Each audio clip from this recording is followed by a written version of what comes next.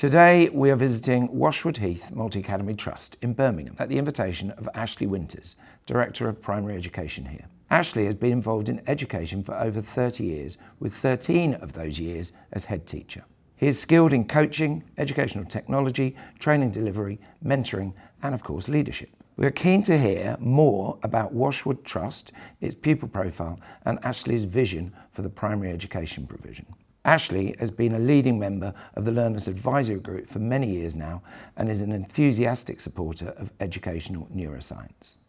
Firstly, thank you very much for inviting us to Washwood Heath Multi-Academy Trust. It's a pleasure, you're very welcome. Thank you. And thanks for inviting me to give the presentation on the educational neuroscience to your few head teachers.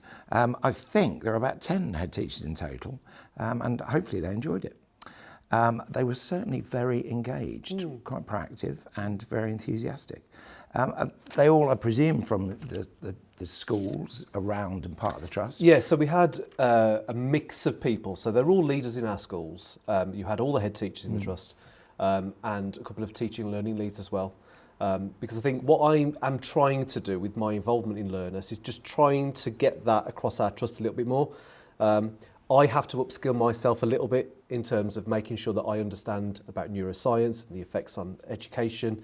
But the kind of relationship that we've got, which I'm sure we can talk about later, is very much geared around trying to just spread the word, open up the doors a little bit so that people have got an opportunity to understand what it is what we're talking about. Good stuff. I think that's where we're trying to get to. Can you tell us a little bit more about Washwood Heath? I mean, how big is it? How many schools are involved? How many students? Over what range? Yeah. And sort of where are we? Okay, so you're sitting in the east of Birmingham right now. Yeah. We are made up of 7 schools. So we have 3 secondary schools, 5 primary schools, but a secondary and a primary are actually in all through. We have 7 head teachers across those schools. Pupil population, we're mainly 60% pupil premium. So the east of Birmingham is quite a deprived area. We've got some really talented pupils. And a lot of the work that we have to do is kind of focusing on families and making sure that parents understand what we're trying to do and get parents to understand what it means to be a child at school, having an education. Because some of the backgrounds for some of the families mean that we have to work a little bit harder on that.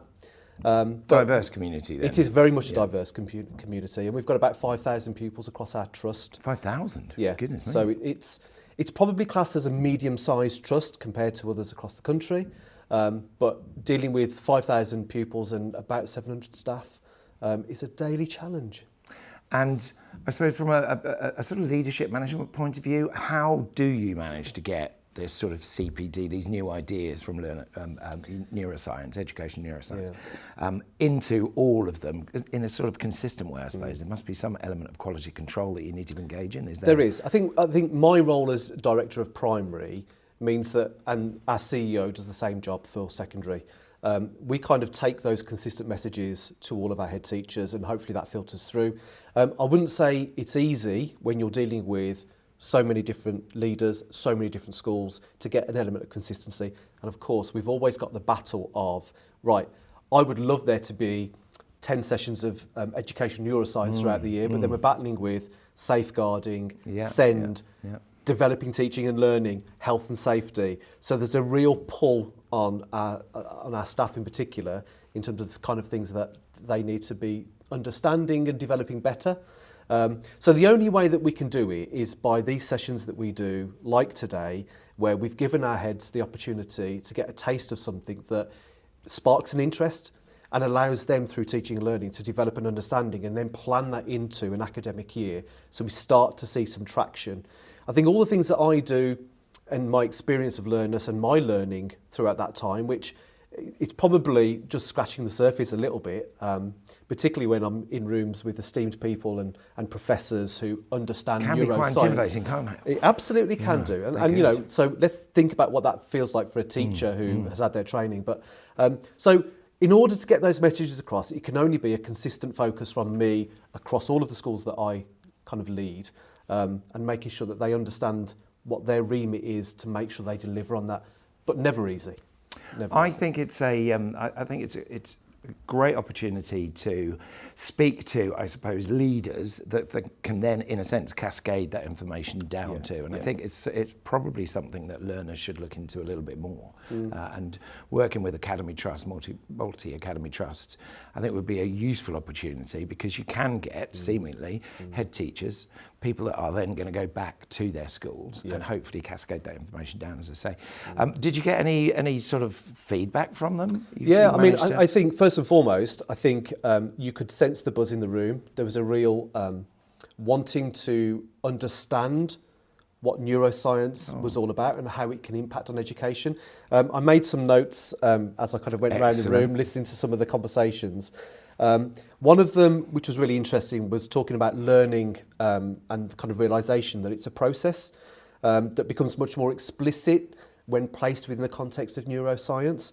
And of course, kind of the surrounding functions then of the brain, and because we don't talk about the brain when it comes to understanding the qualities of learning. And I think so that may be one of the first points that was made clear today, because I think the feeling within that group was that teachers don't know this. And I did some research prior to today. Currently, 20% of the teaching workforce have been teaching for 20 years or more. 80% of the workforce have been teaching 2 years or more. So if we're thinking about how we get our teachers to understand neuroscience, and I'm sure we'll talk later about teacher training and the impact that could have on that, we've got a raft of teachers that have not had this training, that don't understand neuroscience.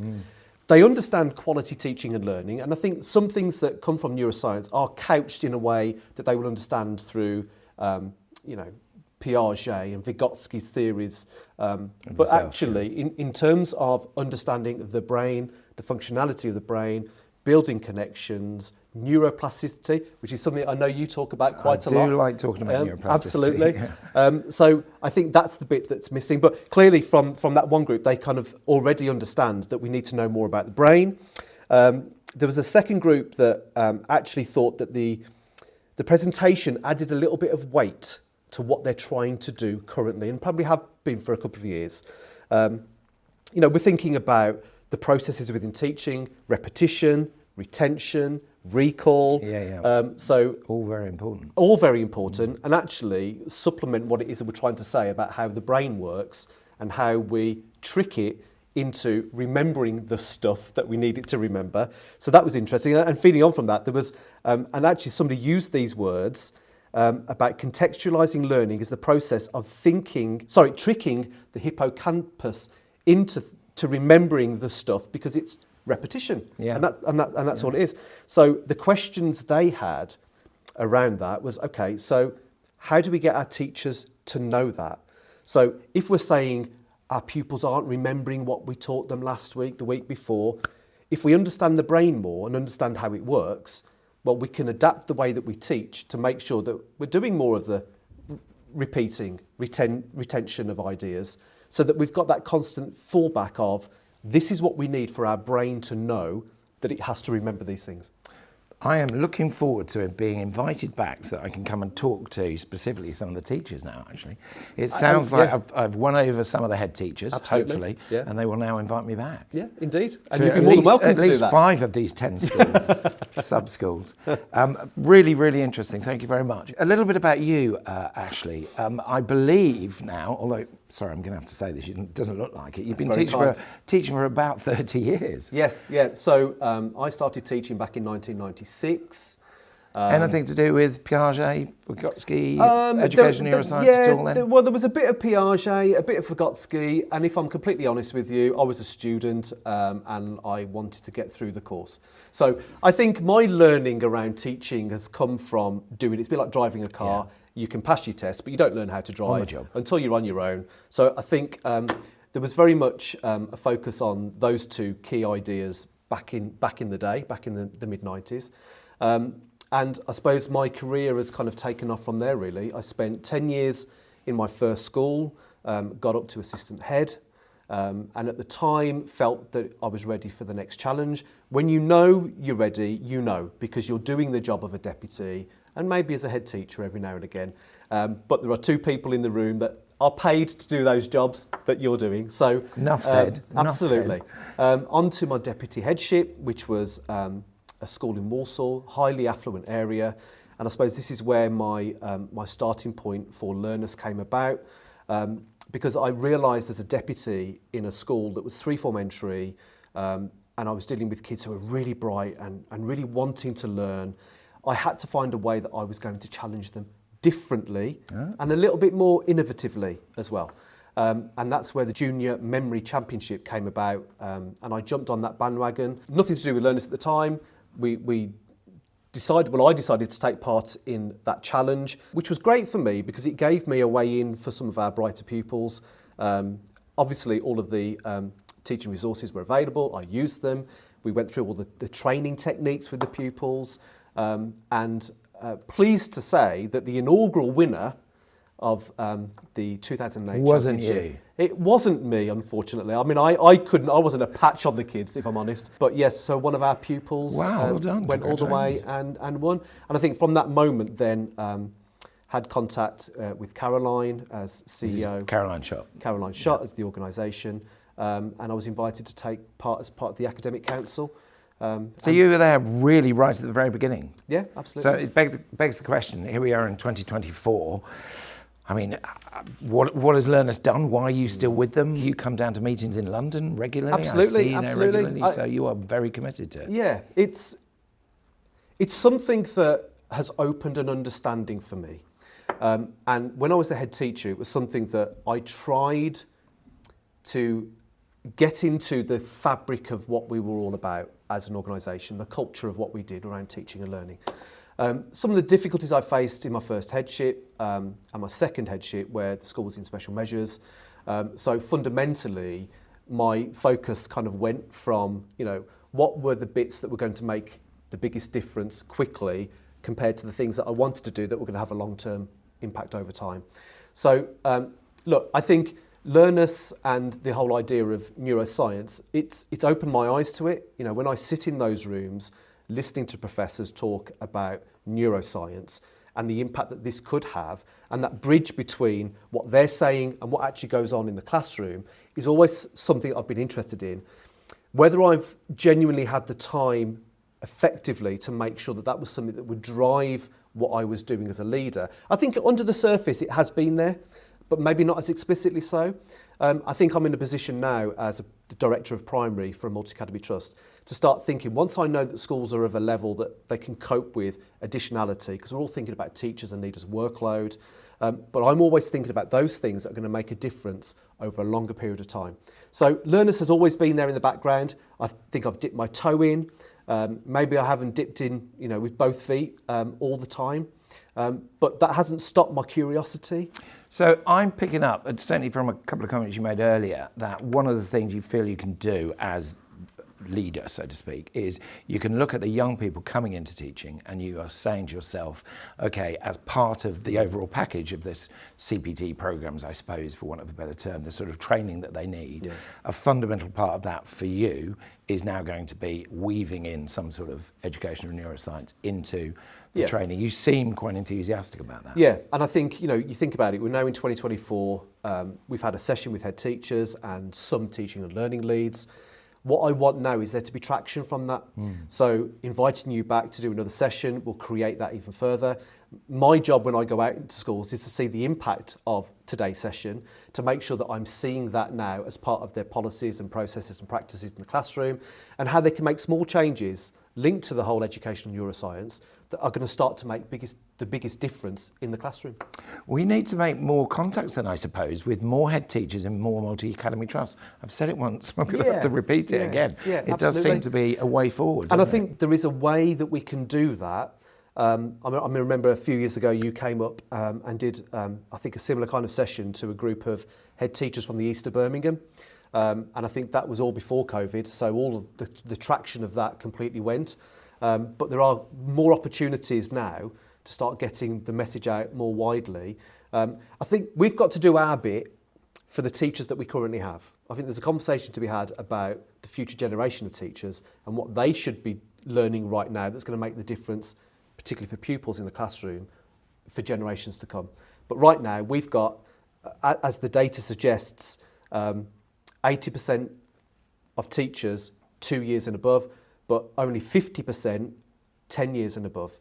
So actually, all those teachers that haven't had any impact based on neuroscience because it hasn't been a thing that they've been learning about or have even had their eyes opened about. So you are going to be with us for the next part of the journey, so at least for the next 10 years? Absolutely. Wonderful, Yeah. wonderful. And is there any one thing that you took away from today's session? I think you made reference to neuroplasticity. Is there anything that sort of, in a sense, excites you when you're thinking, actually, I really do need to fundamentally work on... I suppose the biggest thing is what came out of the conversation from some of those leaders today, where the things that we're focused on as a trust are actually the right things. I think all we need to do is base it in the educational research around neuroscience, rather than thinking about it as a teaching and learning tool. I mean, they are both, and they do go hand in hand. But what I want to try and do is cross that bridge between the two. And I suppose that's the whole point of Learnus and the work that Learnus does. My job as a leader in a trust is to try and take some of that and get it into our schools. So it's finding that bridge between the two, which I think it's not an easy job because we're all so busy focused on all sorts of different things. And I would imagine that it's very different in different parts of the country when you have different areas to focus on. But for us in the east of Birmingham, to know that all of the skills and strategies that we are trying to deploy in our teachers to make them better teachers, to have the biggest impact on pupil outcomes, are the right things. And they are actually, without knowing it, based on educational neuroscience. So that's the bit for me. I think that will drive what we do in terms of teaching learning strategy moving forward, reshape it, sharpen it, give it a focus based on what it is that we are understanding about what's going on in the brain. I suppose from an outsider looking at what you brilliantly do, one of the other things I suppose you can do is to sort of build those bridges again between the providers, I suppose the teacher training places. I presume you're working quite closely with the University of Birmingham, and also I suppose almost in a recruitment way you can be targeting some of those sort of interview questions and sort of go, how interested are you in this thing called educational neuroscience, I suppose? Yeah. And you are able to guide those sorts of opportunities, I suppose, given your position and given that you have these regular meetings with these 10 other schools. So do you work, I presume it's the University of Birmingham? We tend to have a stronger relationship with Newman, where most of our trainees come from. Right. And I think as a trust, we're trying to align that a little bit. So if we know that Newman is our supplier of the next generation of teachers, then if we can work a bit in tandem with them rather than And a are they variety. talking a bit more about this educational neuroscience, or is it you having to push it? Yeah, Because I'm not so sure it's there Okay. in these universities just yet. so it So could it is be something. could be a role within Learnus that you are able to do, is to sort of push, certainly within the Birmingham area. Absolutely. I think that would be key. And I think, we need to get the message out to more people, and particularly academics in the area of education, where they're doing what they're doing. They're bringing out these new teachers, which is fantastic, and we need more of them because there aren't enough. But if we start to understand the science of the brain, that's going to make a difference to understanding what goes on in the classroom. And so the two to me seem really obvious. We need to make it more obvious for more people so that it becomes part and parcel of the practice that goes on around teacher training. Thank you very much again, and you, I look Jeremy. forward to seeing you back in London for one of the Learnus meetings. Yeah, fabulous. Thank you.